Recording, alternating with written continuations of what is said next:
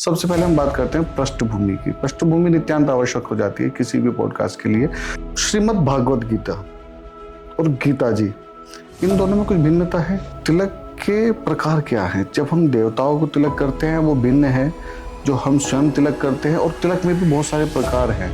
बच्चों के अगर हम नाम रखने की बात करते हैं, हमें किस प्रकार के नाम रखने चाहिए? भागवत कथा जब हम बैठाते हैं कथा, तो वो कितने दिन की होनी चाहिए? एक सामान्य व्यक्ति की पूजा पद्धति कैसी हो, और उसके अलावा किन किन देवताओं की पूजा पद्धति में क्या भिन्नताएं हैं? कहीं ना कहीं जिज्ञासा आती है गणेश विसर्जन को लेकर। उस पर मैं थोड़ा सा आपका ध्यान चाहूंगा।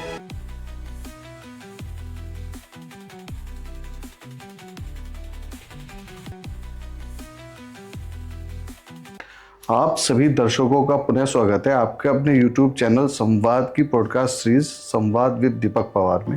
और आज हमारे साथ हैं पंडित ब्रह्मरात हरितोष जी, जो एक भागवत कथावाचक हैं। आज के समय में जहाँ नई जनरेशन को भागवत, गीता, ज्ञान, संस्कृति के साथ जोड़ के रखना नित्यांत आवश्यक हो गया है, जहाँ आज दुनिया भर की चीज़ें जो सोशल मीडिया और ये सब चीज़ें परोसी जा रही हैं, उसमें कहीं ना कहीं भागवताचार्यों और हमारे आचार्य और हमारे सनातन संस्कृति के जो रक्षक हैं, इनकी एक अहम भूमिका हो जाती है। इनका एक दायित्व बन जाता है। तो हमारे ऊपर भी एक ये है कि हम इनके साथ संवाद स्थापित करें, ताकि हमारी आने वाली जनरेशन उसको हम सही मार्ग दिशा दिखा सकें। तो हमने आग्रह किया पंडित जी से कि आप हमारे लिए समय निकालिए, ताकि हमारी जनरेशन को उचित ज्ञान और भागवत के विषय में संदर्भ में जानकारी हासिल हो सके। बहुत बहुत साधुवाद, आभार आपका पंडित जी, आपने हमारे संवाद के लिए समय निकाला। तो मेरा ये है आग्रह आपसे कि हमारी जो जनरेशन है, मेरे और हमारे संवाद का मेन जो रहता है वो यही रहता है कि जनरेशन, हमारी पीढ़ी को आप देख रहे हैं कि बहुत कुछ गलत परोसा जा रहा है रील्स और सोशल मीडिया के माध्यम से। तो हम कैसे उनको भागवत कृपा प्राप्त हो, कैसे उनको हम श्रीमद् गीता से जोड़ के रखें, कैसे कथा से जोड़ के रखें, उस सब में हम बात करेंगे। सबसे पहले हम बात करते हैं पृष्ठभूमि की। पृष्ठभूमि नित्यांत आवश्यक हो जाती है किसी भी पॉडकास्ट के लिए, ताकि मेरे दर्शक आपके साथ जुड़ सकें।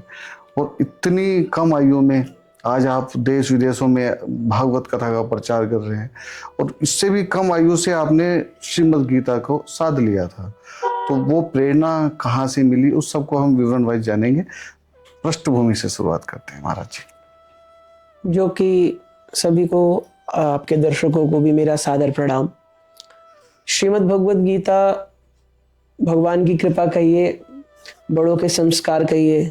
हमारे घर में, परिवार में मेरे दादाजी, पिताजी दोनों ही कार्य क्षेत्रों में हैं जी। दोनों का ही बिजनेस है। तो मैं अधिकतम समय अपने घर में दादी जी के साथ और माता जी के साथ व्यतीत करता हूँ जी। हालांकि सर्वप्रथम मेरा अध्ययन कक्षा नर्सरी से लेकर 5वीं कक्षा पर्यंत DPS रानीपुर में हुआ, अंग्रेजी मीडियम स्कूल में। CBSE पैटर्न पे हुआ। हाँ, तो अब तो फिलहाल CBSE पैटर्न में भी 6th के बाद संस्कृत विद्या पढ़ाई जाती है, परंतु मेरा ये सौभाग्य कहिए या सत्संस्कार कहिए या नियति कहिए कि मुझे बचपन से ही, जो मेरी दादी माँ है, जैसा कि हमारे घर पे कहते भी हैं कि माता पिता एक बच्चे का संस्कारीकरण प्रायः नहीं कर सकते जी। बच्चों को जो संस्कृत करते हैं, संस्कृत से यहाँ मेरा मतलब भाषा नहीं, अर्थात उनको जैसे एक कुम्हार घड़े को ठोक बजाता है जी, वैसे ही एक बच्चे को जो संस्कारित कर सकते हैं वो उसके करते हैं दादी बाबा। क्योंकि दादी बाबा के पास वो वस्तु है जिसे हम कहते हैं अनुभव। अनुभव संसार की एकमात्र ऐसी वस्तु है जो जिसके पास सबसे अधिक होता है उससे उसकी कोई आवश्यकता नहीं होती। बिल्कुल। और जिसके पास नहीं होता उसे सबसे अधिक आवश्यकता होती है जी। उदाहरण के रूप में मैं अपनी बात करूंगा। मैं 20 वर्ष 19 वर्ष की मेरी आयु है, मेरे पास मात्र 19 वर्ष का अनुभव है। उसमें भी 5 वर्ष तक के बालक को तो कुछ ज्ञात नहीं होता है निश्चित रूप से। तो मेरे दादाजी और दादी जी जिनकी आयु 70 वर्ष लगभग है, तो उनके पास तो मेरे से अधिक अनुभव है। बिल्कुल। तो परंतु उन्हें इस अनुभव की कोई आवश्यकता नहीं है, चाहे कार्य क्षेत्र हो, संस्कृत क्षेत्र हो, विद्या क्षेत्र हो, किसी भी क्षेत्र में उनको इसकी आवश्यकता नहीं है। अब ये मेरे पे निर्भर करता है कि मैं उनके अनुभव से अपने जीवन को कैसे सुधार सकता हूँ। बहुत से लोग ऐसे होते हैं जिन्हें अपने दादा दादी के साथ समय व्यतीत करने का यथोचित परिस्थिति के अनुसार समय नहीं मिलता। हमें प्राप्त हुआ और हमारी दादी ने हमें ऐसे संस्कार दिए कि हमारी रुचि बाल्यकाल से ही, बचपन से ही धर्म के प्रति होती है। और कुछ ठाकुर जी की ऐसी प्रेरणा है कि परिवार में भी समय समय पर धर्मानुष्ठान होते हैं। तो बाल्यकाल में पहले ही मंत्रों में और श्लोकों में कोई रुचि नहीं थी, बस ये रुचि थी कि जैसे रुद्राभिषेक होता है तो ये क्यों होता है, जिज्ञासा। एक जिज्ञासा के कारण कि शंकर भगवान में दूध चढ़ता है, हम पत्र चढ़ाते हैं, क्यों चढ़ाते हैं, क्या पैटर्न है। तो धीरे धीरे धीरे धीरे एक विष्णु शर्मा जी का श्लोक बताना चाहूंगा। विष्णु शर्मा जी नीति संग्रह में कहते हैं कि अन्नवे भाजने लग्नः संस्कारो नान्यथा भवेत तथा छलेन तु बालानाम नीतिस्तदिह कथ्यते। विष्णु शर्मा जी के पास, जो कि एक राजपुरोहित हैं, राजा के बच्चे आए हैं विद्या अध्ययन करने। अब राजा के बच्चों को मनुस्मृतियां और विद्वानों की वार्ता कैसे बताई जा सकती है। बच्चों के लिए नीति की बातें उत्तम नहीं है उनके रुचि अनुसार, क्योंकि वो बात हमें समझ में नहीं आएगी जिसमें हमारी रुचि ना हो। बिल्कुल सही बात है। तो उन्होंने ये प्रकल्प निकाला, जैसे कुम्हार पहले घड़े का निर्माण करता है और शनि शनि उसका, जब तक वो संस्कारित ना हो जाए, उसको ठोकता रहता है, बजाता रहता है, चेक करता रहता है। वैसे ही विद्वानों को चाहिए, घर के बड़ों को, माता पिता और दादी दादा को चाहिए, छोटी छोटी कथाओं के माध्यम से और अपने अनुभवों के माध्यम से अपने बच्चों को संस्कारित करें। तो मुझे भी मेरे दादाजी और दादी जी से उत्तम संस्कार मिले और इस तरफ रुचि बनी। तो कहीं ना कहीं हमारी बात के बीच में एक बात मुझे याद आती है कि जो आज परिवार एकल परिवार होते जा रहे हैं जी, तो कहीं ना कहीं ये भटकाव उसका भी एक कारण है, क्योंकि आजकल परिवार दादी दादा के साथ कोई रहता नहीं है, सब एकल परिवार में शिफ्ट हो गए और दादी दादाओं से जो स्नेह दुलार के साथ ज्ञान हमें पुरातन का मिलता था, जो किस्से कहानियां वो सुनते थे, उसका कहीं ना कहीं अभाव आ गया है। देखिए, इसके ऊपर तो मेरे पास एक बहुत सुंदर घटना है। जब मैं डीपीएस में पढ़ता था, कक्षा 2 की ये बात है, हमारे अध्यापिका ने हमसे कहा आप अपने परिवार के ऊपर निबंध लिख कर लाइए। अब विचार कर देखिए, दूसरी क्लास के बच्चे का निबंध कितना बड़ा होगा, अधिकतम आधा पन्ना। हाँ। लेकिन मेरा निबंध 2 पन्ने का था। सुंदर। क्यों? क्योंकि हमारे पिताजी अकेले हैं और दादाजी हमारे 5 भाई हैं और आज भी मेरे कोई सगे चाचा और बुआ नहीं है, परंतु मुझे आज तक ये नहीं लगा कि मेरे कोई चाचा या बुआ नहीं है। क्यों? क्योंकि मैं घर पे कभी भी आऊं, कैसे भी रहूं, मेरी माँ मेरी दादी उपलब्ध है या नहीं है, हमें भूखा नहीं सोना होता। ये संयुक्त परिवार में रहने का विशेषता है। तो मुझे विद्यालय में ये कहा गया कि बाबू, आपके ने जो ये निबंध लिखा है, आपके दादाजी के 5 भाई, वे आपके बड़े दादा, ये आपके छोटे दादा, ये आपका परिवार नहीं है। आपके परिवार में बस आपके अधिकतम दादा दादी, माता पिता, आपकी छोटी बहन, ये आपका परिवार है। अब मैं छोटा था, अब हर बच्चे का जो गूगल होता है माता पिता होते हैं, जब तक 2-3 वर्ष की उम्र होती है। आज के समय में तो बच्चे पहले ही गूगल चलाना जानते हैं। बहुत सुंदर बात। परंतु हमने पिताजी से पूछा कि पिताजी ऐसा है, तो पिताजी ने फिर अध्यापकों से वार्ता की कि देखिए जिनका एकल परिवार है उनको आप इसके प्रति संबोधित करें, ठीक है, परंतु जो संयुक्त परिवार में रह रहे हैं, इन शब्दों से बच्चों के मन में संशय हो सकता है कि उनके द्वारा दी गई प्रदत्त शिक्षा सही है या हमारे माता पिता के द्वारा प्रदत्त शिक्षा सही है। क्योंकि मनुष्य का एक स्वभाव होता है, वो दूसरे की बात को अपनों से अधिक वैल्यू देता है, निश्चित रूप से। तो बच्चों के ऊपर अध्यापक की बात का असर पड़ेगा। वही बात घर में माताजी बताएंगे, वो उस पर थोड़ा संशय होगा, कहीं ना कहीं उसके व्यवहार आचरण में भी फर्क पड़ जाएगा। जी, तो यही बहुत सुंदर मुझे परिकल्प लगता है कि मुझे संयुक्त परिवार में रहने का सौभाग्य मिलता है। और हर कोई, आज हमारे परिवार में सब कोई जॉब करते हैं, कोई कार्य करते हैं, परंतु जॉब और कार्य करने के पश्चात भी सभी लोग, मेरा फील्ड अलग है, मैं कथा करता हूँ, सत्संग करता हूँ, परंतु आज तक कभी ऐसा नहीं हुआ परिवार में किसी ने सपोर्ट नहीं किया या कोई, परंतु सब सपोर्ट करते हैं और सब साथ रहते हैं। तो महाराज जी, मेरा एक प्रश्न क्या, मैं जिज्ञासा बोलूँगा, क्योंकि ये जिज्ञासा ही है मेरी। जब आपने प्रथम बार माता पिता के सामने अपनी भक्ति के बारे में बात किया होगा कि मैं इस दिशा में जाना चाहता हूँ, जैसे आपने बताया कि परिवार व्यवसायिक है, तो कैसी प्रतिक्रिया थी?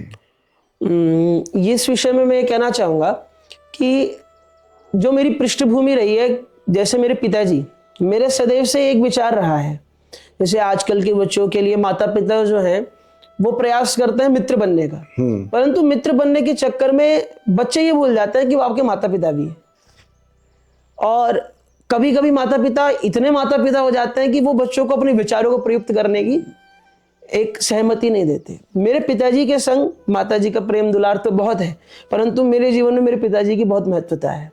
आज भी मेरे पिताजी इस आयु में भी, जिस आयु में मेरे सभी मित्र अपने आप वाहनों का प्रयोग कर स्कूटी है, बाइक है, अपने आप अपना यातायात करते हैं, प्रयोग करना पिताजी ने सब सिखाया है, परंतु अभी भी मेरे परम मित्र मेरे पिताजी हैं। बहुत सुंदर। क्यों है? अब इसका कारण देखिए, बचपन से मैंने बस एक बात मानी है कि पिताजी ने जो कहा है वो पत्थर की लकीर है। अद्भुत अद्भुत। क्यों? उसका एक कारण है। ये कारण ये है कि मुझे एक बात स्मरण आती है, बाल्यकाल में जब मैं 2 या 3 वर्ष का रहा, उस समय की ज्यादा स्मृतियां नहीं है, परंतु एक स्मृति मुझे स्मरण आती है कि जो मेरे पिताजी हैं, मेरे पिताजी प्रायः इस स्वभाव के व्यक्ति हैं कि जहां आपको परिश्रम करने से बचना हो, अथवा जिसे कहते हैं कि यदि आपका काम सरलता से हो जाए तो उसे सरलता से कीजिए, स्वयं परिश्रम ना करना पड़े, सरलता से कीजिए, किसी से करवा लीजिए। परंतु मेरे पिताजी, यदि मैं बीमार पड़ा रहा, जो व्यक्ति स्वयं के लिए कभी किसी पंक्ति में नहीं खड़ा होता है, वो 2.5 वर्ष के अपने बालक के लिए 3 से 4 घंटा हॉस्पिटल की लाइन में लगे। तो जो आपके विषय में इतना सोच सकते हैं, आपसे ज्यादा आपके बारे में सोच रहे हैं, वो तो किसी न किसी रूप से आपके लिए अधिक कल्याणकारी है। ये पहली बात। और दूसरी बात इस विषय में यह है, मेरे पिताजी ने सदैव मुझे एक ही बात कही, बेटा हमारा काम आपको टॉर्च दिखाने का है, उस टॉर्च को आप किधर मोड़ोगे ये आप पे निर्भर करता है। अद्भुत। मैं ये चाहूंगा कि आज के माता पिता भी ये कार्य अवश्य करें, ना ही अपने बच्चों के करियर को उनके ऊपर छोड़ ही दें कि नहीं आप ही अपनी जो मर्जी है वो करो बेटा। मतलब दोनों ही बातें हैं, ज्यादा मित्र भी ना बन जाए, हाँ जी, और ज्यादा माता पिता भी। हाँ जी, तो एक जो समरसता का भाव है जी, वो आवश्यक है जी। ना ही अपने सपनों को उन पे थोपे कि भैया मैं नहीं कर पाया आप करो। हाँ, ये भी एक आज की जनरेशन की एक बहुत बड़ी प्रॉब्लम है। कहीं ना कहीं माता पिता या मतलब पिता इस चीज को ज्यादा करते हैं कि वो अपने जीवन में जो नहीं कर पाए वो एक सपना बना लेते हैं कि मेरा बेटा ये करेगा। ये आवश्यक नहीं है, सबकी नियति अलग है। मैं भी कथाओं में काफी बोलता हूं कि यदि ईश्वर ने हमें संतान दी है तो संतान आपकी फेलियर को पूरा करने के लिए नहीं है। आप कोई चीज करना चाहते हैं, आप वो नहीं कर पाए, इसका मतलब वो आपका फेलियर है। अब आपकी संतान आपकी गलतियों पे पर्दा डाल के वो कार्य करे, ये उसका काम नहीं है। हाँ, आप चाहें तो उसे वो मार्ग दिखा सकते हैं, बेटा हम ऐसा करना चाहते थे, इसका मार्ग ये है। अगर आप भी चाहते हैं तो आपको सहयोग मिलेगा। जैसे मेरे पिताजी ने मुझे विभिन्न मार्ग दिखाए और उन्होंने मुझे संस्कृति का मार्ग भी दिखाया कि बेटा आप संस्कृत का अध्ययन करेंगे, आप ऐसे प्रोफेसर भी बन सकते हैं, कथा भी कर सकते हैं, सत्संग भी कर सकते हैं, प्रवचन भी कर सकते हैं। मेरी इच्छा है कि आप ऐसा करें, आपकी इच्छा कुछ और है तो वो हमें बताएं। जब तक ये सभ्यता परिवार में नहीं आएगी तब तक मेरा विचार है कि शायद बच्चे भी अपने माता पिता से नहीं खुलेंगे और शायद माता पिता की वो गंभीरता भी बच्चों में नहीं आ पाएगी। बहुत सुंदर, बहुत सुंदर। तो महाराज जी, मेरा आपसे प्रश्न अभी पहले जिज्ञासा स्टार्ट करते हैं। कुछ मैंने तैयारियां की हैं। जरूर। तो अब उस ओर बढ़ते हैं। एक कहीं ना कहीं श्रीमद् भागवत गीता और गीता जी, इन दोनों में कुछ भिन्नता है? जो आप प्रश्न कर रहे हैं, मैं ये समझ रहा हूं कि आप पूछना चाहते हैं कि श्रीमद् भागवत महापुराण और श्रीमद् भगवत गीता। निश्चित रूप से। ठीक है। प्रायः लोग सबसे बड़ी गड़बड़ी कहाँ करते हैं? नामोच्चारण में कर देते हैं। जैसे लोग कहेंगे श्रीमद् भागवत गीता और श्रीमद् भागवत। देखिए, श्रीमद् भगवत गीता और श्रीमद् भागवत महापुराण आपस में भिन्न है और इस विषय पर हम जितनी चर्चा कर सके उतनी कम है। परंतु सरलतया आपके व्यूअर्स को बताने के लिए मैं एक उदाहरण से समझा सकता हूं। जैसे हम जब आपस में बातचीत करते हैं, किसी की आत्मकथा को हम बायोग्राफी कहते हैं। बिल्कुल, निश्चित रूप से। तो जो श्रीमद् भागवत महापुराण है वो भगवान कृष्ण की एक तरह से बायोग्राफी है। लेकिन श्रीमद् भागवत महापुराण की विशेषता यह है कि जब हम सामान्यतः किसी पर्टिकुलर व्यक्ति के ऊपर बायोग्राफी बनाते हैं तो हम उसका कंटेंट ज्यादा लेते हैं कि इस व्यक्ति पर, जैसे पूज्य विवेकानंद जी के ऊपर हम या शंकराचार्य जी के ऊपर कोई आत्मकथा लिखेंगे तो शंकराचार्य जी का नाम अधिक आएगा बिल्कुल। सत्यता है। परंतु ये श्रीमद् भागवत महापुराण की यही विशेषता है कि भगवान कृष्ण को भगवान बनाने वाले अर्थात उनके जो प्रिय भक्त हैं उनकी चर्चा अधिकतम है। उन्हीं के रूप में ठाकुर जी की चर्चा है। मुख्यतः भगवान श्री कृष्ण की चर्चा केवल एक स्कंध में है, वो है दशम स्कंध। मुख्यतः शनै शनै थोड़ा थोड़ा तो प्रत्येक स्कंद में प्राप्त होता है क्योंकि कृष्ण कथा है, वो तो जोड़ना ही होगा। परंतु ये जो श्रीमद् भागवत महापुराण है इसमें केवल दशम स्कंद में प्रायः भगवान कृष्ण की कथा मुख्यतः प्राप्त होती है। अन्य जितने भी स्कंद हैं उनमें प्रधानतः भगवान से जुड़े हुए जितने विषय हैं, भगवान के जितने भक्त हैं, प्रायः उनकी कथा आती है जिन्हें ये भागवत श्रीमद् भागवत महापुराण बनाती है। तभी गुरुदेव, पूज्य गुरुदेव कहते हैं, जिनसे हमने भागवत जी का अध्ययन करा, डॉक्टर शैलेश कुमार तिवारी जी, जैसे तो गुरुदेव का नाम लेना उचित नहीं है और मुझे डांट भी पड़ सकती है। गुरु जी कहते हैं बेटा हमारा नाम कहीं मत लो, जहां भी तुम बोलोगे हम ही बोल रहे हैं, हमारा नाम लेने की आवश्यकता नहीं है। ये भी मेरा सौभाग्य ही रहा कि मुझे गुरु जी नहीं मिले, मुझे पिता ही मिले, क्योंकि मैं अधिकतम समय बाहर रहा, अपने विद्यालय और अध्ययन में ही रहता था, तो मुझे कभी भी पिताजी तो छोड़ के चले जाते थे। गुरुजन ऐसे प्राप्त हुए कि जो पिता तुल्य प्राप्त होते हैं। तो गुरुदेव ये कहते हैं कि भागवत जी मुख्यतः भक्त प्रधान है, इनमें भक्तों की कथा विशेषता है और वो भक्तों का जो हृदय है अर्थात उनके माधव भगवान कृष्ण, उनकी कथा इसमें प्रधानतः सरलतया एक स्कंद में बताई गई। अब आते हैं भगवत गीता पर। देखिए भगवत गीता जो है ना, भगवत गीता है सूत्र। सूत्र आप ऐसे समझ सकते हैं, आप हमारे संग बैठे हैं, आपने जिज्ञासा की, हम प्रयास करेंगे उस जिज्ञासा को यथासंभव समाधान करने का। अर्जुन भी भगवान कृष्ण से पहले अध्याय में श्रीमद् भगवत गीता से 30वां श्लोक है, कहता है गांडीवं स्त्रंसते हस्तात् त्वक्चैव परिदह्यते न च शक्नोम्यवस्थातुं भ्रमतीव च मे मनः। जब भगवान अर्जुन के रथ को महाभारत के युद्ध में के मैदान में सामने खड़ा करते हैं, जानबूझकर समझिए या नियति कहिए, भगवान पितामह भीष्म की ओर ले जाकर खड़ा करते हैं रथ को। क्यों? ताकि अर्जुन के अंदर जो मोह का कीड़ा है वो उठे। सोचिए वही रथ अगर दुर्योधन के सामने खड़ा होता तो अर्जुन बाण चलाने से पहले पूछता नहीं। वही रथ भगवान ने पितामह भीष्म के सामने, द्रोणाचार्य की कृपाचार्य के सामने खड़ा करा तो अर्जुन का हाथ क्या कह रहा है? अर्जुन गांडीवं स्त्रंसते त्वक्चैव परिदह्यते, कि गांडीव जिसके टंकार से मेघ गरज जाते हैं, पृथ्वी कांप जाती है, वो गांडीव हाथ से फिसल रहा है, मेरी त्वचा जल रही है और न शुक्रों में बस था, तो मैं खड़ा नहीं हो सकता, कपकपी आ रही है। ये क्या है? ये जिनसे अर्जुन को अपनत्व प्राप्त हुआ। देखिए जिनसे हमें पहले अपनत्व मिलता है उन्हें बाद में हम अपना मानते हैं। कोई यदि हमें अपना समझेगा पहले तभी हम उसको अपना मानेंगे।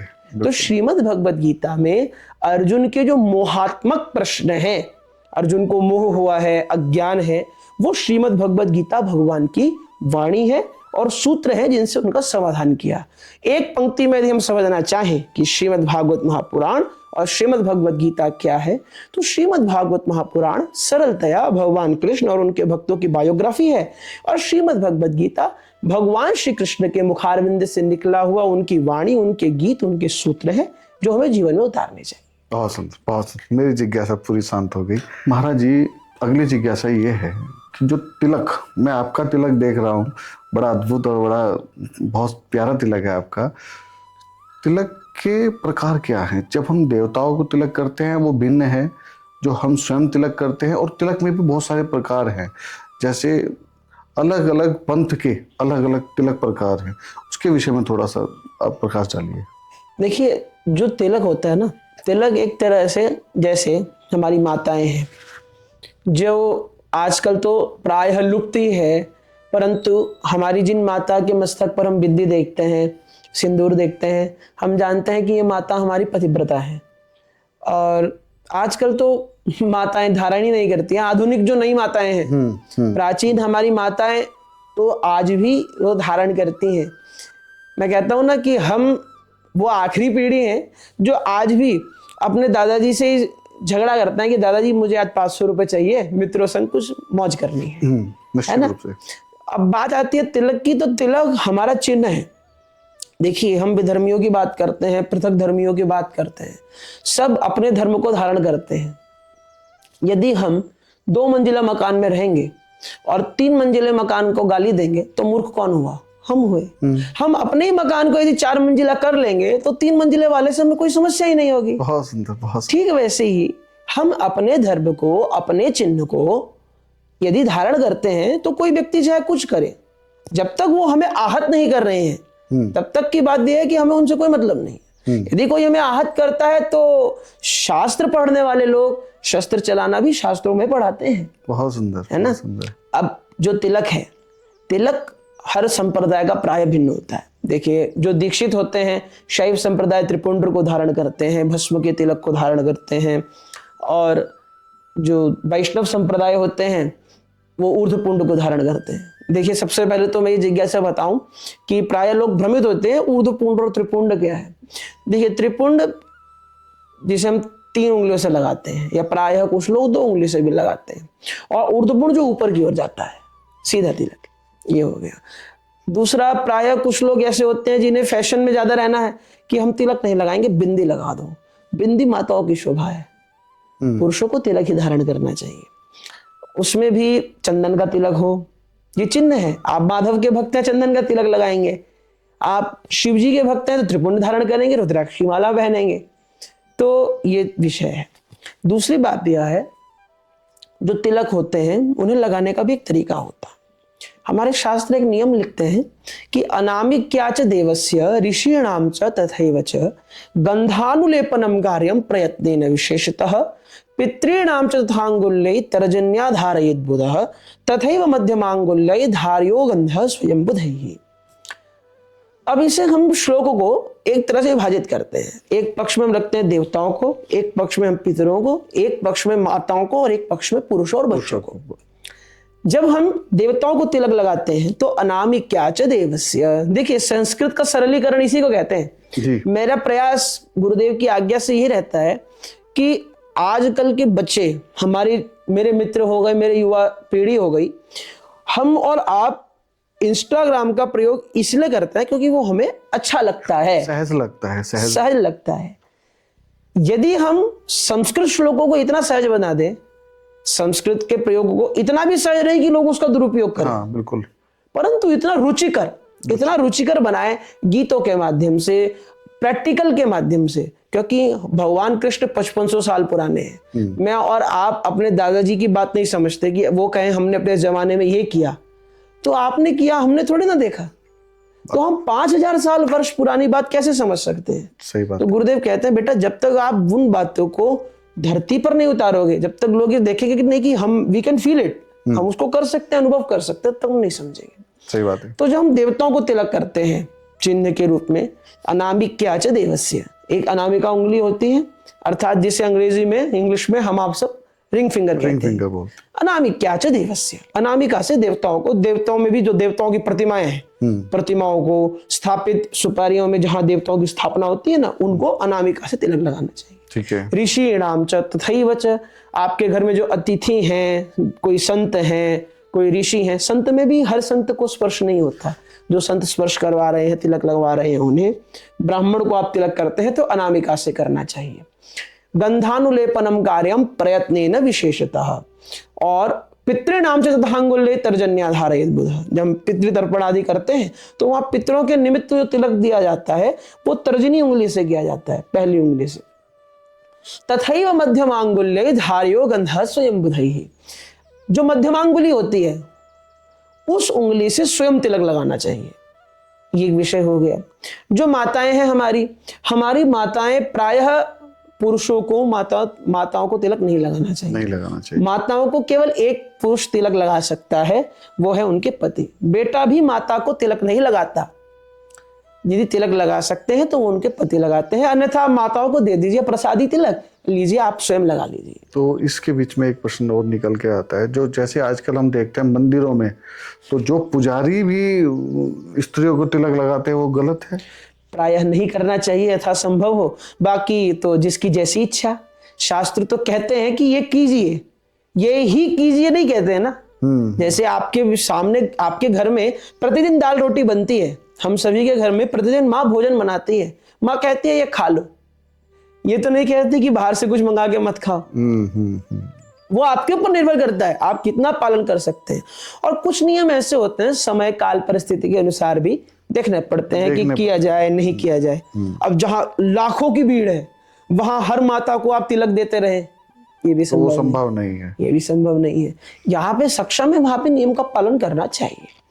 अब दूसरी बात, जो हमारी माताएं हैं वो बिंदी धारण करती हैं और अपने सिंदूर पे तिलक लगाती हैं। इसका भी पूज्य गुरुदेव एक तथ्य बताते हैं कि माताएं जो हाथ में तिलक लेकर सिंदूर पे लगाती हैं, यदि उनके पतिदेव उपस्थित हैं अथवा नहीं है, सिंदूर पर तिलक लगाने से उनके पतिदेव को भी तिलक का पुण्य मिलता है, ऐसा गुरुदेव का कथन है। उस दूसरी बात यह होती है कि हमें प्रायः जिनका यज्ञ पवित्र हो जाता है बिना तिलक के नहीं रहना चाहिए। बिना तिलक के द्विज मात्र चांडाल समान होते हैं, अतः तिलक धारण अवश्य करना चाहिए। तिलक धारण आवश्यक है, अनामिका और इन उंगलियों का ध्यान रख के यथासंभव करना चाहिए। और सबसे मुख्य उदाहरण देखिए, प्रायः लोग ये समझते हैं जैसे चलचित्रों में भी दिखाया जाता है, चाहे कार्टून के चलचित्र हो या सीरियल हो, धारावाहिक हो, कि लोग उसमें भगवती माता सीता ने राम जी का तिलक किया, या राजनीति या राज्य संबंधी पुराने जो चलचित्र हैं, आधुनिक जो चलचित्र हैं, उसमें रानियों ने राजाओं को तिलक किया, तो वो अंगूठे से करती हैं। परंतु कारिका में अंगूठे का कहीं नाम नहीं है। क्यों? क्योंकि इसका एक कारण है, सदैव पत्नी पति को घर से बाहर जाते हुए यदि व्यवसायिक कार्यों से कहीं जा रहे हैं तब के लिए, और रानी राजा को जब वो युद्ध करने जा रहे हैं तब वीर तिलक करती हैं। क्योंकि जब वीर तिलक होता है और कोई भी तिलक होता है वो नीचे से ऊपर होता है, चढ़ते हुए सूर्य के जैसे, ढलते सूर्य के जैसे नहीं होता। पेंट होता है ऊपर से नीचे, तो बिल्कुल। नीचे से ऊपर तिलक होता है। और अंगुष्ठ से इसलिए करते हैं क्योंकि अंगुष्ठ वीरता का प्रमाण है, तो वीर तिलक करते हैं। अब महाराज जी, मेरी अगली जिज्ञासा है भागवत कथा को लेकर। भागवत कथा जब हम बैठाते हैं कथा, तो वो कितने दिन की होनी चाहिए? और आज जो प्राय हम देखते हैं कि भागवत कथा को भी हमने थोड़ा सीमित कर दिया है अपनी सुविधा अनुसार। हमारे पास 5 दिन का समय है तो 5 दिन में, तो उसका पूरा नियम क्या है? और क्या भागवत कथा को हम संक्षिप्त में निपटा सकते हैं? क्योंकि किसी क्रम को अगर 10 दिन में करना है और हम उसको 5 में कर रहे हैं, तो मैं जो समझता हूँ उसको निपटाना ही हुआ। तो उस पर थोड़ा सा आप प्रकाश डालिए।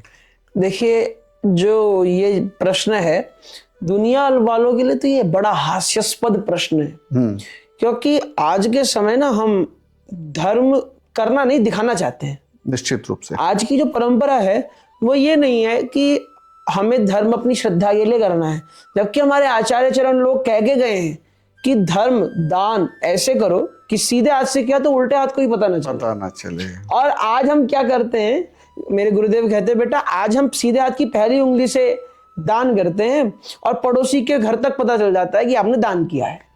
आज की स्थिति ये है, क्योंकि आज धर्म दिखाने का है। मैं हमेशा कहता हूं कि भक्ति आपका स्वभाव है, आपकी वाणी से झलकना चाहिए। कोई व्यक्ति कैसे स्वभाव को धारण करता है उसकी बोली बता देती है।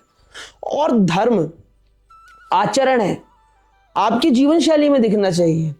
धर्म को लोगों को बताना ना पड़े कि आप धर्माचार्य हैं। लोग देख लें आप कैसे उठते हैं, कैसे बैठते हैं, कैसे जल पीते हैं, क्या करते हैं, वो धर्म को दिखा देता है।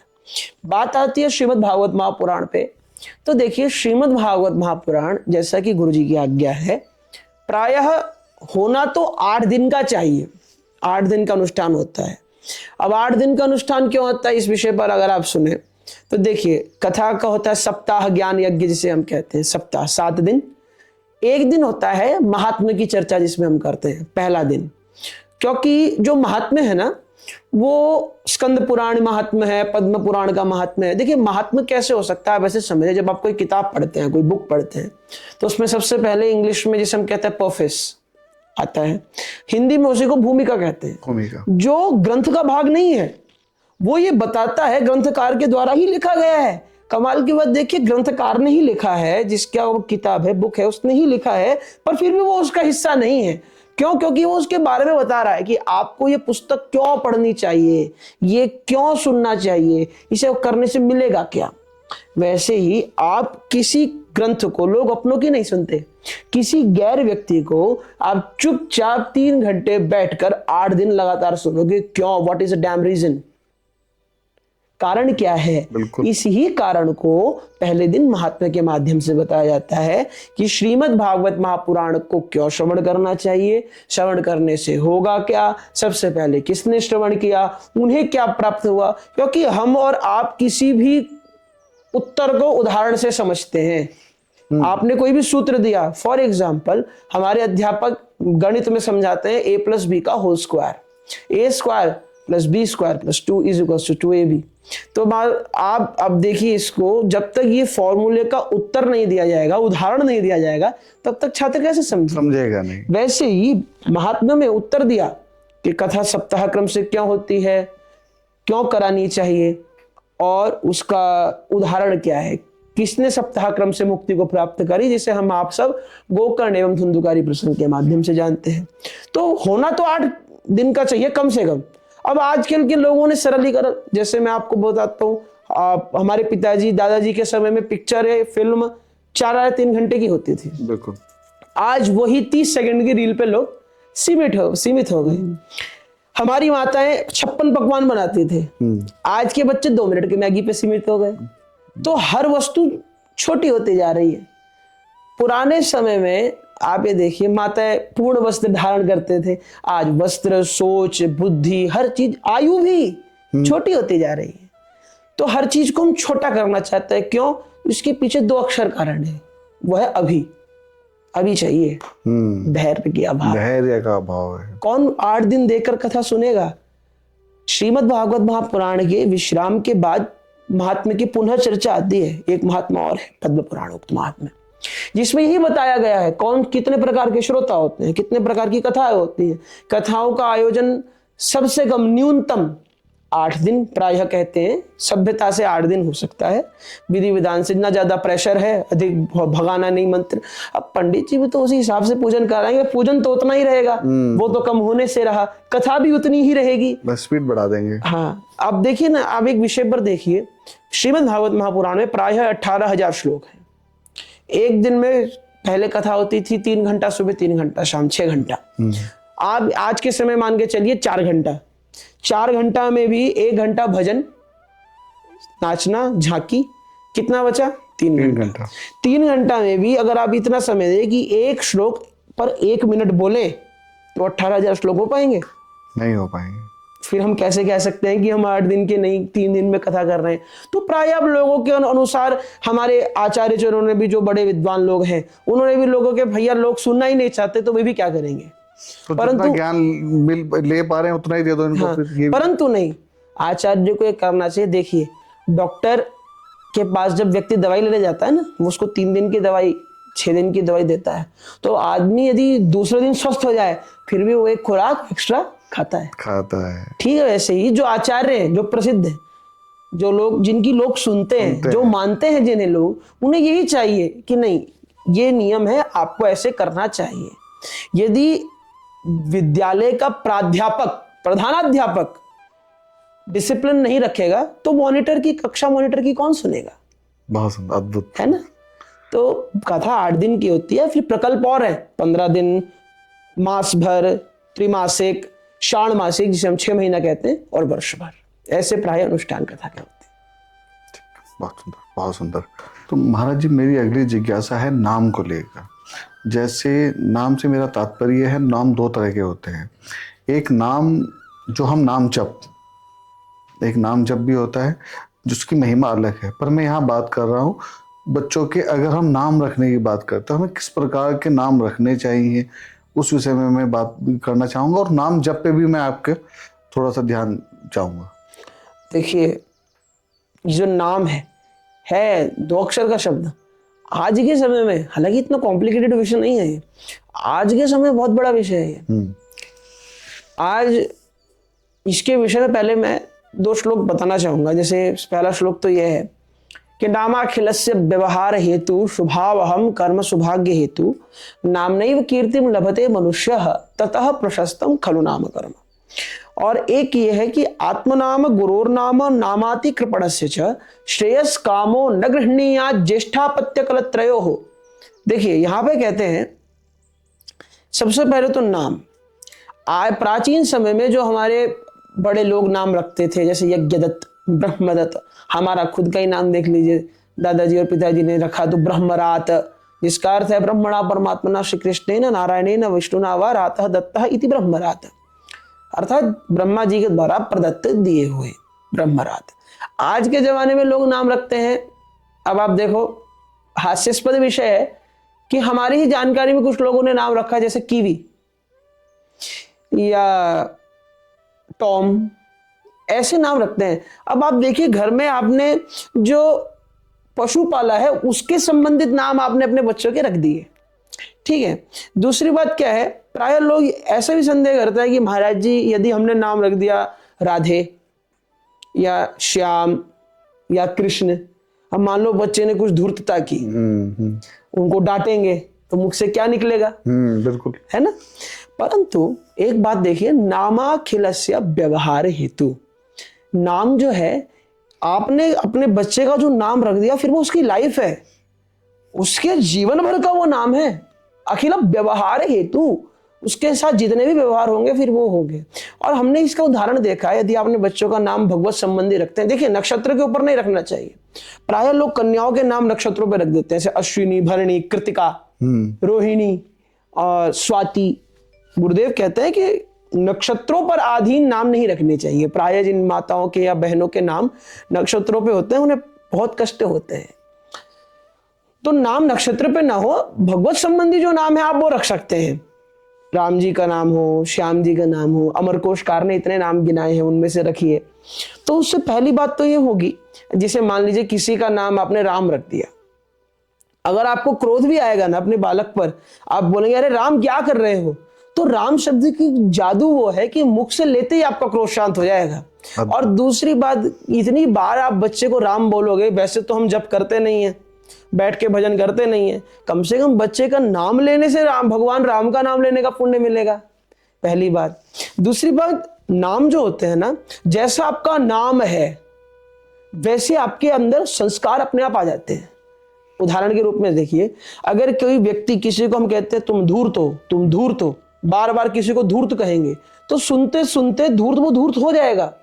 जैसे दुशासन और दुशाला और दुर्योधन, दुर्योधन महाराज, दुर्योधन, दुशासन और दुशाला, ये जो तीन भाई बहन हैं, इनका नाम दुर्योधन, दुशासन, दुशाला नहीं है, इनका नाम है सुयोधन, सुशासन, सुशाला।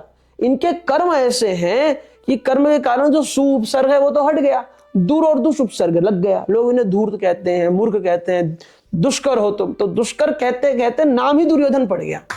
तो जैसे आपके बच्चों के हमारे नाम होते हैं ना, वैसे ही कार्य, वैसी ही हमारी बुद्धि, वैसे ही हम बनते चले जाते हैं।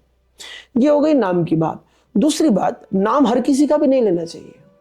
जैसे आत्मनाम, बार बार बहुत से लोग आदत होती है ना, मुझे नहीं जानते तुम, मेरा नाम ये, हर विषय में अपना नाम ले लेके बोलते हैं। अपना नाम बार बार नहीं लेना चाहिए। अपने गुरुजी का नाम भी नहीं लेना चाहिए, गुरु नाम। अति कंजूस व्यक्ति का, जो बहुत धूर्त हो, बहुत कंजूस हो, देखिए दृष्टि, वाणी, ये जो हमारे अपने आप का सम्मान आप खुद नहीं करेंगे तो सम्मुख बैठे व्यक्ति से आप क्या अपेक्षा रखते हैं कि वो आपका सम्मान करेगा। हमारा स्वाभिमान है, सम्मान रखते हैं कि हम हर किसी वस्तु पर, विषय पर, व्यक्ति पर दृष्टि नहीं डालते। आपने अपनी दृष्टि का सम्मान किया, लोग आपका सम्मान करेंगे। आप अपनी वाणी पर सम्मान रखते हैं कि हम कुछ भी नहीं बोल देंगे, सोचकर बोलते हैं। तो जब तक स्वयं का सम्मान नहीं करेंगे, ऐसे हर व्यक्ति का नाम भी वाणी से नहीं लेना चाहिए महाराज। आप नाम ही तो देखो, नाम के कारण आज क्या लोग अपनी पुत्री का नाम कोई मंथरा रखता है, कैकेयी रखता है, या अपने पुत्र का नाम किसी ने रावण नहीं रखा, नहीं रखा, है ना। क्यों? रावण तो बहुत विद्वान था, परंतु कर्मानुसार। तो नाम जैसा होता है ना, व्यक्ति वैसा बन जाता है। इसके बहुत बड़ा उदाहरण भी है। अति कंजूस व्यक्ति का नाम नहीं लेना चाहिए। अति कृपण, यहाँ तो कृपण कहा, परंतु कृपण से जो बहुत धूर्त हो या क्रोधी हो बहुत, उनका नाम नहीं लेना चाहिए। देखिए हालांकि दुर्वासा जी ऋषि हैं, परंतु क्रोधी है ना, बहुत क्रोधी है, तो कोई नाम तो नहीं रखता अपने बच्चों का, जो कोई बार बार लेता तो नहीं है। तो नामादि कृपणस्य च श्रेयस कामो न गृह्णीया ज्येष्ठा प्रत्यकलत्रयो। अब यहाँ आते हैं, माता पिता को अपने बड़े बेटा बेटी का नाम नहीं लेना चाहिए। जो नाम व्यावहारिक है, या सरल भाषा में कहें जो आधार कार्ड में नाम है, वो नाम जिससे व्यवहार होता है वो नहीं लेना चाहिए बड़े बेटे बेटी का। इसलिए आप देखें जो घर में बड़ा बेटा होता है ना, छोटे बेटे का या बेटी का कुछ नाम हो या ना हो, बड़े बेटे का या बेटी का तो पहले लोग प्रेम से कुछ नाम रख ही देते थे ताकि घर में उससे व्यवहार हो। घर में भी जो व्यवहार हो उसका भी महाराज ने अच्छा नाम हो, जैसे राम हो, दामोदर हो, श्याम हो, राधे हो, ऐसा व्यवहार हो। वैसे आप कोई अच्छा सा नाम किसी विद्वान से सुझा कर रख सकते हैं। और एक बात आजकल के हम बहुत देखते हैं, फैशन में, कंटेंट्स में भी देखते हैं, हमारी माताएं पतियों का नाम लेती हैं। हाँ। नहीं लेना चाहिए, आयु कम होती है। और गोपी गीत देखिए आप, भागवत जी में गोपी गीत, गोपियां माधव की पत्नियां नहीं है, हमारे श्याम से प्रेम करती हैं। जिनसे आप प्रेम करते हैं उनका नाम बार बार लेने की आवश्यकता नहीं है। सुखदेव जी महाराज तो भगवती देवी राधा रानी के दास हैं, उनकी गुरु है राधा रानी, उनके चरणों में उनका इतना प्रेम है कि पूरी भागवत जी में प्रायः सुखदेव जी ने कहीं नाम नहीं लिया है राधा रानी का, ये विशेषता है। और पति को भी पत्नी का नाम नहीं लेना चाहिए। इसलिए आप कोई भी पुराना शास्त्र उठाकर देखिए, प्रायः ग्रंथकार भी प्रिया प्रियतम के संवाद को हे प्रिया, हे प्रिय ऐसे कहकर संबोधित करते हैं। अपना नाम, बड़े बेटे बेटी का नाम, कंजूस व्यक्ति का नाम नहीं रखना चाहिए। और किसी देवी देवता पर भी आधारित हो ऐसा नाम रखें, अच्छा नाम रखें जिससे बच्चे को भी अच्छा लगे। ऐसा नाम रखें ना, हमारे आज तो ये बच्चा छोटा है, कल दादा भी बनेंगे, आपने नाम तो रख दिया बेबी, है ना, और कल इनके पोते कहेंगे बेटा कहाँ जा रहे हो, किससे बात कर रहे हो, हम बेबी दादी से बात कर रहे हैं, दादी बन गए पर है बेबी ही अभी। बताइए उचित लगता है? बेबी तभी तक अच्छा है जब तक छोटी है, जब तक छोटी है। तो नाम ऐसा हो जो पूरे जीवन भर लाइफ लॉन्ग चलना है, ऐसा नाम होना चाहिए। महाराज जी, मेरा अगली जिज्ञासा है, पूजा पद्धति, एक सामान्य व्यक्ति की पूजा पद्धति कैसी हो और उसके अलावा किन किन देवताओं की पूजा पद्धति में क्या भिन्नताएं हैं? देखिए सामान्यतः क्या होता है ना, पूजा पद्धतियां तो प्रायः हर देवताओं की अलग होती है। और एक ना ग्रंथ आता है गोत्रावली, उसमें क्या है, जैसे आज बच्चों को रटाते हैं ना कि आपका परिचय क्या है, इंट्रोडक्शन, तो my name is this, I am reading in this class and my opportunities, my father's, my parents आदि, ये तो सामान्य परिचय। हमारे शास्त्र ऐसा कहते हैं कि आपका परिचय अगर दें तो सबसे पहले आपका गोत्र, फिर आपके ऋषि, फिर आपके देवता, फिर आपका प्रवर, फिर आपका वेद, उसकी शाखा, तो ये सब वर्णित है। तो ना हर वेद के अनुसार, हर शाखा के अनुसार, हर गोत्र के अनुसार, कुछ कुछ वेदों के अलग प्रातिशाख्य हैं, ब्राह्मण हैं, उनमें वर्णन दिया जाता है कि आपके देवता की पूजन कैसे हो। और जो परंपराएं, संस्कार होते हैं, 16 संस्कार हैं, इन संस्कारों के लिए प्रातिशाख्य के साथ साथ गृहसूत्र को देखा जाता है। आपके जो गोत्र के ऋषि हैं उन गृहसूत्रों को देखा जाता है। और विशेषता यह है कि गृहसूत्र में भी ये कहते हैं कि ये बात शास्त्र में है, परंतु आपके परिवार में भी यदि कोई शास्त्रोक्त परंपरा है उसे आप मानिए, परंतु वो कुपरंपरा नहीं होनी चाहिए। परंपरा और कुपरंपरा में भी बहुत अंतर होता है भैया। वो ये होता है, देखो मान लीजिए प्राचीन समय में, आज से 50-60 साल वर्ष पहले, एक ब्राह्मण परिवार में एक बहू विवाहित होकर आई। 50 वर्ष पहले की बात कर रहा हूं मैं। आजकल की बहू तो विवाहित होकर आती है तो उन्हें घर से मतलब नहीं रहता, प्रायः घर के ध्यान में कम ध्यान देते हैं। तो वो विवाहित होकर आए, अब घूंघट में रहते थे। प्रायः पौराणिक परंपराओं में तो माताएं बहुत शालीन, और ऐसा नहीं कि आज शालीन नहीं है, शालीन है, परंतु बहुत संकुचित रहते थे। आज बहुत खुली है माताएं, हमारी बहुत इंडिपेंडेंट है, और हमारी माताएं विचार प्रस्थापित करते हैं। प्राचीन माताएं जो थी वो काफी संकुचित विचारों की धारणावादी होती थी, तो घूंघट में रहती हैं और देख रही हैं कि परिवार में सब क्या होता है, कैसे होता है, नई बहू है। अब 50 वर्ष बाद क्या होता है कि 50 वर्ष पहले इन्हीं के यहाँ इन्होंने देखा कि श्राद्ध पक्ष अभी आ भी रहा है, श्राद्ध पक्ष का आयोजन हुआ। इन्होंने देखा जब ये बहू बन के आई कि हमारे यहाँ पिंडदान होता है, श्राद्ध पक्ष में श्राद्ध हो रहे हैं पूर्वजों के जैसे होता है। इनके घर पे प्राचीन समय में लोग कुत्ता रखते थे, इनके घर पे काला कुत्ता था। अब इन्होंने देखा कि काला कुत्ता तो पूजन के कार्य में नहीं आए, इसलिए दरवाजे पे काले कुत्ते को बांध दिया, क्योंकि पूजन जहां हो वहां कुत्ते आदि का निषेध होता है, सरल बात है, सब जानते हैं। अब हुआ ये कि इन्होंने क्या देखा कि दरवाजे पे काला कुत्ता बंधा है। 50 साल बाद जब ये दादी बनी, अब ये सास बनी है, घर की बड़े हैं, क्योंकि हमारे भारत में कुछ ऐसी परंपराएं भी हैं बड़े प्रायः बच्चों की बात समझना कम चाहते हैं। अगर कोई बच्चे ध्यानपूर्वक भी कोई बात कह रहे हैं ना, इसका उदाहरण तो आप ये देखिए कि अर्जुन भगवान कृष्ण से छोटे हैं, तो भगवान कृष्ण ने गीता जी का ज्ञान दिया। वही भगवान कृष्ण जब राजा युधिष्ठिर को मोहित देखते हैं कि उन्हें मोह हो रहा है, तो क्या करते हैं, पितामह भीष्म के ज्ञान दिलवाते हैं। क्यों? क्योंकि प्रभु सोचते हैं कि ये सोचेंगे मैं तो छोटा भाई हूं, मैं इनका बड़ा भाई, युधिष्ठिर जी बड़े हैं, अब मुझे मोहित देख रहा है तो बेचारा परेशान होगा, मुझे समझा रहा है। बड़े ये नहीं समझते कि बच्चे की बात में कोई तथ्य है, वो ये समझेगा कि हमें परेशान देख रहा है या हमें उदास देख रहा है तो हमें प्रसन्न करना चाहता है। ठीक वैसे ही आजकल के भी हमारे बड़े बच्चों की बात कम थोड़ा ध्यान देते हैं। तो उनसे बच्चों ने पूछा, माता जी हम अब जो है श्राद्ध कर्म का आयोजन करेंगे, इस बार आप बताइए क्या होता है। माता जी ने कहा, बेटा ब्राह्मणों को बुलाते हैं, श्राद्ध कर्म होता है, सब होता ही है। हाँ एक बात है बेटा, हमारे परिवार की परंपरा है कि जब भी श्राद्ध होगा दरवाजे पे काला कुत्ता बजेगा। अब बताओ ये परंपरा है या कुपरंपरा? ये तो कुपरंपरा हुई ना। उस समय में काला कुत्ता बाहर इसलिए बांधा गया क्योंकि वो आपके घर में पाला जाता था, और अब पूजन नहीं है, पूजन समय में वो पूजन स्थल को दूषित न कर दे, इसलिए दरवाजे पर बांध दिया गया। आपने तो ऐसी कुपरंपरा कर दी कि मारे भैया जिस घर में कुत्ता है नहीं वहां पहले वो काला कुत्ता लाएं, फिर वो दरवाजे पर बांधे। तो ये कुपरंपरा है। शास्त्रोक्त परंपराएं जो आपके वर्षों में परंपरा होती है, उस परंपरा को माने, पर वो शास्त्रोक्त होनी चाहिए, कुपरंपरा नहीं होनी चाहिए। तो हर देवता की पद्धति अलग है, हर संस्कार को पूजन करने का अलग है। सामान्यतः हम आप सब क्या करते हैं ना, जो देव पूजन करते हैं देवताओं का, उसमें भी महाराज अलग अलग विषय वर्णित किए जाते हैं।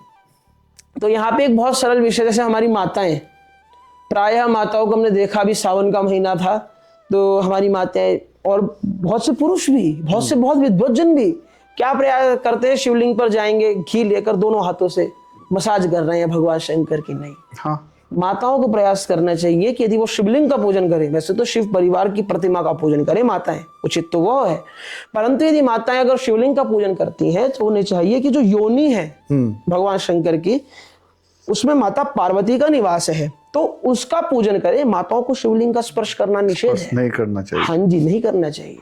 और हमें भी शिवलिंग के स्पर्श करते समय अंगूठा और तर्जनी उंगली का प्रयोग नहीं करना चाहिए, केवल 3 उंगलियों से उनका स्पर्श करें। जो सामग्री आप लगा रहे हैं लगाएं। इसमें भी महाराज कई सारी बातें ऐसी होती हैं, जैसे भगवान शालिग्राम। अब भगवान शालिग्राम पे लोग तुलसी दल चढ़ाते हैं, कुछ लोग कहते हैं अक्षत भी चढ़ते हैं। नहीं, अक्षत चढ़ाने का निषेध है। अब कहते हैं ना अक्षत भगवान शालिग्राम पर नहीं चढ़ते हैं, गणेश जी महाराज पर, चूंकि अभी कुछ दिन पहले ही गणेश चतुर्थी गई है, तुलसी दल नहीं चढ़ता है। तुलस्याच गणाधिपः, भगवान गणेश जी के ऊपर तुलसी दल नहीं चढ़ता है। केवल गणेश चतुर्थी वाले दिन तुलसी दल गणेश जी को खिलाया जाता है, क्योंकि उस दिन वो भोग लगाते हैं, इसलिए केवल गणेश चतुर्थी वाले दिन तुलसी दल चढ़ता है। दूसरा, हमारी भगवती दुर्गा मां पर दूर्वा नहीं चढ़ता है प्राय। और जो बिल्वपत्र होता है, बिल्वपत्र और फल, एक छोटा सा आपको बताना चाहूंगा कि जैसे फल उगते हैं वैसे ही चढ़ाने चाहिए। नहीं आपने केला ऐसे फेंक दिया या उल्टा चढ़ा दिया, जो मन में आया चढ़ा के चले गए। नहीं, धर्म कीजिए, आस्था से, भजन से, मन से कीजिए, ढोंग मत कीजिए, है ना। और बेलपत्र, केवल बेलपत्र है जो उल्टा चढ़ाया जाता है भगवान शिव पर, बाकी ऐसे नहीं चढ़ता। यही सामान्य नियम है जो हमें जानकारी रखनी चाहिए। इनकी जानकारी हमें होनी ही चाहिए। हाँ जी महाराज जी, अभी 2-3 दिवस पूर्व गणेश चतुर्थी गई। गणेश चतुर्थी की धूम है, उत्तराखंड में चारों तरफ धूम मची हुई है। गणपति बप्पा मोरया के नाम से जयकारे खूब चल रहे हैं। तो मेरी जिज्ञासा ये थी कि जब हम हरिद्वार जैसी जगह रहते हैं, हम नॉर्थ में रहने वाले हैं, तो गणेश चतुर्थी पर्व है महाराष्ट्र का, तो जहाँ का पर्व है वहाँ हर्षोल्लास से मनाया जाना चाहिए और हमें भी मनाना चाहिए। पर कहीं ना कहीं जिज्ञासा आती है गणेश विसर्जन को लेकर, उस पर मैं थोड़ा सा आपका ध्यान चाहूँगा। देखिए, प्रायः पहली बात तो यह है कि जो पर्व होते हैं ना, पर्व आस्था का विषय है। एक गीत भी है हमारे हरिद्वार में, तो बहुत चलता है कि मानो तो मैं गंगा माँ हूं, न मानो तो बहता पानी। तो बात है आस्था पर। हमारा जो भारत देश है, ऐसा नहीं कि महाराष्ट्र का ही गणेश चतुर्थी पर्व है, ये तो गणेश चतुर्थी एक तिथि है, चतुर्थी तिथि है, गणेश जी से संबंधित है।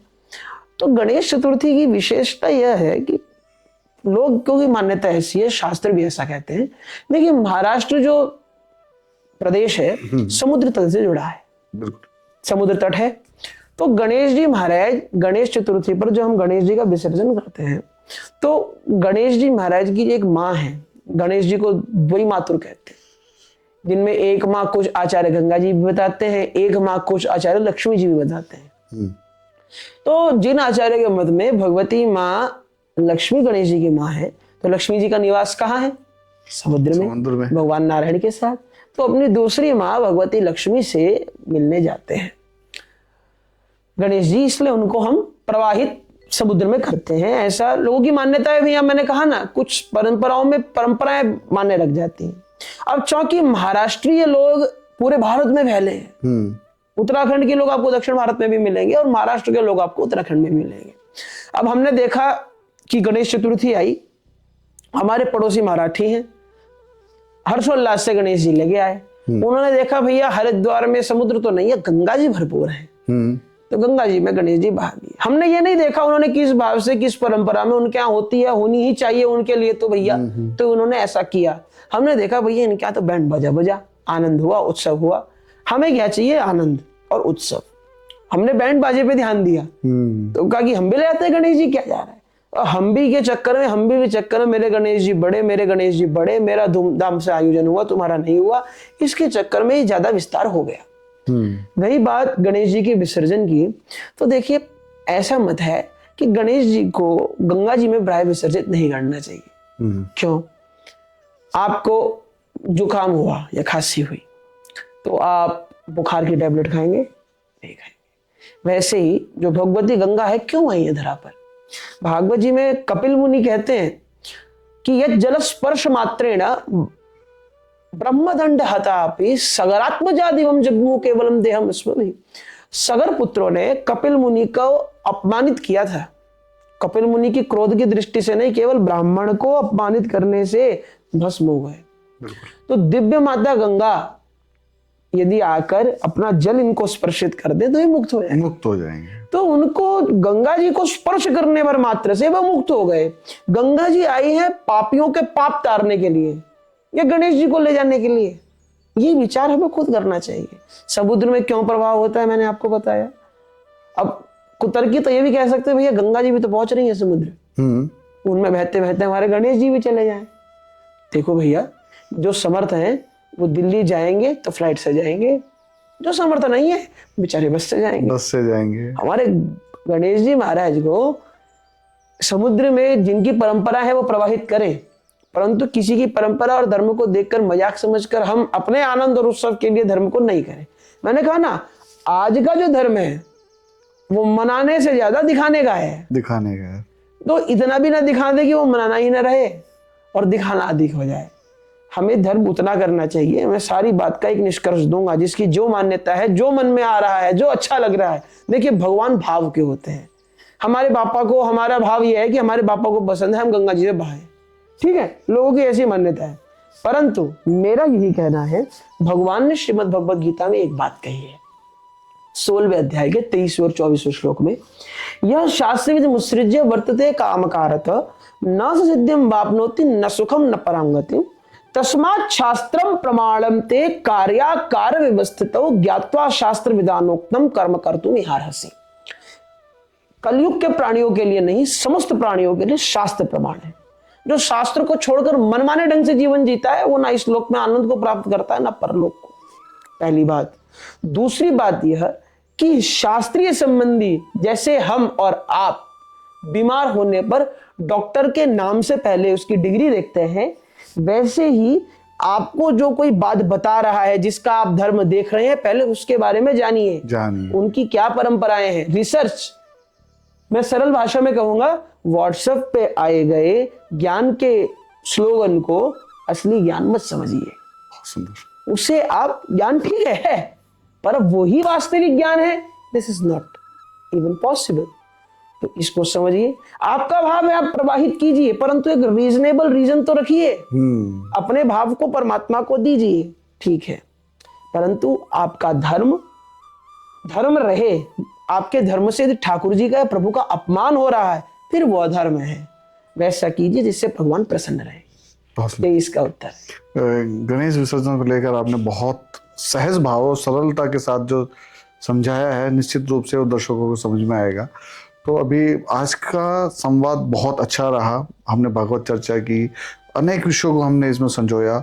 अब एक अंतिम विषय और एक अंतिम जिज्ञासा मेरी आती है कि आज का जो यूथ है उसको हम पूजा पद्धति से सरल भाव से कैसे जोड़ेंगे, भागवत भाव से कैसे जोड़ेंगे, और उस यूथ के लिए आपका क्या मार्गदर्शन है जो उस तक पहुंचे? आप क्या चाहते हैं कि यूथ किस दिशा में जाए? देखिए, अगर मैं मार्गदर्शन कहूंगा तो मुझे सुनने वाले मेरे ही भाई बहन कहेंगे अभी खुद छोटे हैं, हमें मार्गदर्शित करेंगे। तो मैं अपने भाई बहनों को अपनी ही एक बात बताना चाहूंगा। बात दरअसल ये है, हम और आप अलग अलग शरीर में हैं और अलग अलग कपड़े पहनते हैं, परंतु हम और आप पूजा एक ही राम जी की करते हैं ना। बिल्कुल। हाँ, ठीक वैसे ही आप चाहे धर्म करें, जो भी कार्य करें, डॉक्टर बने, आईएएस बने, इंजीनियर बने, आईपीएस बने, आप कुछ भी बने, मन से आपको सनातनी भारतीय रहना पड़ेगा। बहुत सुंदर, बहुत सुंदर। नित्य कर्म करें, सनातनी भारत बन रहे, कम से कम अपनी परंपरा का निर्वाह आप करें। भारतीय तो हो। आप विदेश में जाएंगे, आप अंग्रेजी बोलते हैं, विदेशी भारत में आके हिंदी नहीं बोलता। बिल्कुल। आप अपनी भाषा का परित्याग मत कीजिए, आप दूसरों को प्रेरित कीजिए कि वो आपकी भाषा सीखें। क्यों? पहले आप ही अपनी भाषा को छोड़कर यदि किसी अन्य भाषा का प्रयोग करेंगे, ऐसा नहीं निषेध कर रहे, प्रयोग करना चाहिए, आवश्यक है, परंतु ये चाहिए कि आप मूल से सनातनी रहें। और इस कार्य को हमारे भारतीय युवा तब कर पाएंगे जब, देखिए, पौधा और पुष्प उतना अच्छा खिलेगा जितना माली उसकी अच्छी रक्षा करेगा। बहुत सुंदर। जितना संस्कार माता पिता और दादी दादा से मिलेंगे, जितना वो सुनेंगे, बड़ों की वृद्धश्रवाह वेद कहते हैं कि लोग वृद्धों को सुनने वाले हैं, उनका जितना अनुभव लेंगे। क्योंकि मैं एक बात कहकर संवाद को विराम दूंगा। देखिए, अगर आप किसी रास्ते को जा रहे हैं ना, जीवन के रास्ते को चलने के दो तरीके होते हैं। पहला, जीवन का रास्ता ना गड्ढों भरा है, आप एक रास्ता चुन लीजिए कि आप चलेंगे, गड्ढा आया गिरे, खड़े हुए पार हुए, फिर गड्ढा आया गिरे, खड़े हुए पार हुए। एक रास्ता वो है जिसपे एक व्यक्ति 60 साल चल चुका है, उसने आपको बताया बेटा यहां गड्ढा आएगा, इधर से निकल जाना, यहां गड्ढा आएगा, इधर से निकल जाना। बहुत सुंदर। तो वही बड़ों और माता पिता की विशेषता यह है कि या तो आप उनका अनुभव 20 साल की आपकी आयु, 60 वर्ष का अनुभव उनका 80 वर्ष के आप हो गए, तो आप बिना गड्ढे में गिरे जा सकते हो। और आपको नहीं सुननी है तो गड्ढे में गिरिए, खड़े हुए जाइए, जीवन तो जीना पड़ेगा। बहुत सुंदर, बहुत। यही मैं चाहूंगा कि हमारे मित्र अपने बड़ों की सुने, उनका मार्गदर्शन करें, और बड़ों भी हमारे मित्रों की सुने। एक दूसरे के विचारों पे बाध्यता ना आए, पारस्परिक रूप से मूल से आप सनातनी रहे और भगवत भक्त रहे। बहुत सुंदर, बहुत सुंदर। तो जैसा कि आपने पूरे पॉडकास्ट में सुना महाराज जी को, तो महाराज जी को सुनने भर से काम नहीं चलेगा। हम किसी को जब सुनते हैं, किसी के भाव हम जानते हैं, तो हमारा प्रयास रहे कि उसमें से कुछ हम अपने लिए निकाल लें, एक चीज़ पे कम से कम हम जुड़ जाएं, उसी से हमारा कल्याण होना संभव है। तो बहुत सुंदर संवाद रहा आज का महाराज जी के साथ। और जैसा मैं हमेशा बोलता हूँ अंत में कि आप जुड़े रहिए पॉजिटिव विचारों से और अपने बच्चों को जोड़ कर रखिए संस्कारों से। तो फिर मिलते हैं अगले पॉडकास्ट में एक और नए अतिथि के साथ। तब तक के लिए नमस्ते भारत।